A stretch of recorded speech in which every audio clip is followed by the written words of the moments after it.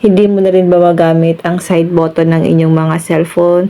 Yung power off, power on, o kaya yung volume down, o kaya yung volume up? Alam mo ba na may setting sa ating mga cellphone na kailangan mo lang siya i-activate para lumabas ito guys? Ito pong kulay green na nakikita nyo po. I-tap po lang yan at lalabas dyan ang volume down, volume up, power off, power on. Pwede yan guys. Brightness down, brightness up, at marami pang iba. Kailangan mo lang siyang i-turn on sa inyong mga phone settings. Papaano po ba yan? Ganito lang po ang gagawin natin. Ngayon guys, open lang natin ang phone settings.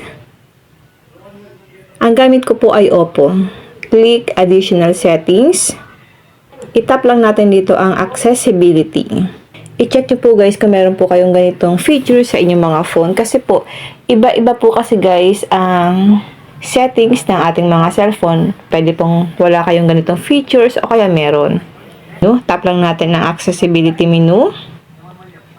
Dito guys, i-turn on mo lang to. Shortcut. Turn on mo lang yan. Allow accessibility menu to have full control of your device. Tap lang natin ang allow. Then, lagyan din po natin guys ng check itong nasa gilid. Tap na po natin ang okay. Ayan guys, makikita nyo po na nagkaroon ako dito ng isang button sa side. Pwede ko siyang ilipat kahit saan, ayan. Pwede mo siyang i-move kahit po saan mo siya ilalagay. Then, back lang natin guys. Ngayon, ang gagawin na po natin, itap lang natin itong kulay green dito sa gilid. Ayan. So, lalabas guys ito. So, pwede mo na siyang magamit kung sira po yung volume down, volume up nyo. O kaya yung power off, power on nyo. Pwede nyo po itong gamitin guys. Ito pong button na na-add sa screen ng ating phone. Okay?